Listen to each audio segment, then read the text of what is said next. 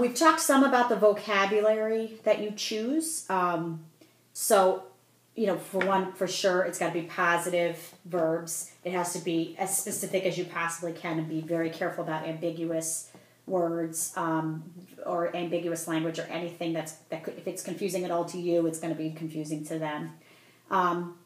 You got to know your kid and know what maybe some of their triggers are. If you have a kid who's a bit of a worrier, you're going to be really careful about using words like change or new or different. And instead, you're going to try to use words like better instead of new, and another instead of different, or missing instead of losing.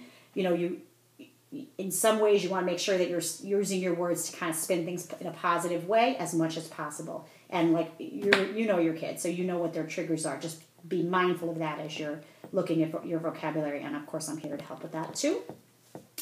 You want to use literal language as much as possible. With some older children or higher functioning children, you can use very carefully selected figurative language, metaphors. They have a good idea or a good example here. A child would learn to conceptualize how people can change their mind, which can be very difficult for children, and as an idea becoming better, like a caterpillar changing into a butterfly. So that's just an example of how you can use a metaphor to sort of give a very concrete example or a concrete kind of description of a more ambiguous sort of idea.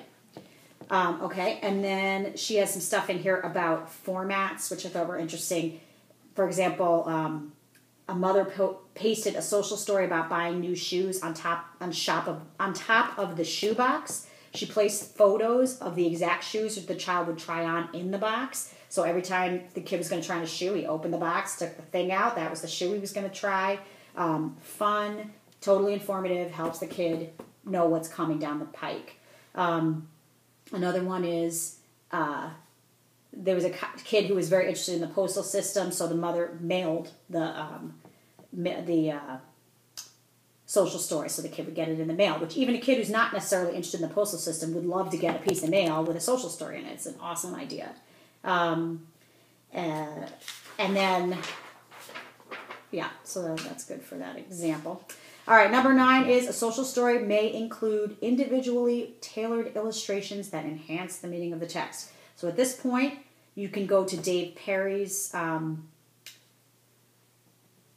blurbs or YouTube clips and look at that. He goes through lots of ways that he's found to visually represent the social stories, and they're really good. He's much more fluent at this than I am.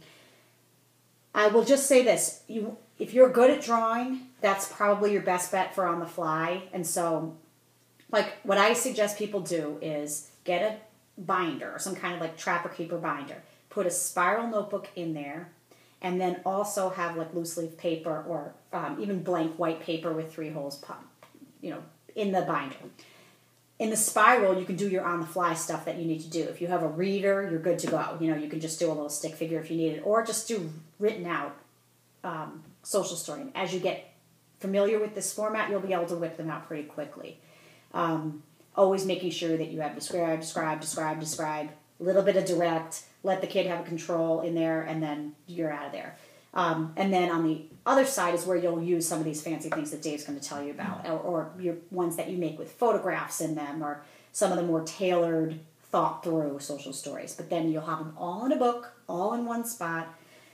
So you want to be careful if your kid is very literal that you make your stories very general so that the kid can't glom on to, all right, I only have to do this if this is the exact situation, I'm wearing a yellow shirt, so I only have to do this thing, or this is only to be expected when my shirt is yellow. Also, if you're using photographs from the internet, which is totally fine, make sure they don't have too much detail, because sometimes kids will get stuck on the detail. Make sure they don't have something that the child might fixate on in the picture. Try to limit it to the exact thing that you're showing. And you can use photographs. You can use actual objects if your kid is quite a bit younger. I would be careful about having the child draw the pictures. One thing is the child might get all caught up in the details in a different way than what you would like the picture to show. And the other is that the child's illustrations may not be legible enough for what you need. So if the child wants to be involved in the art, you might let them do the title page or a cover on the back, like a final page. But the actual pictures that give the information, they should be clear as you can do. All right.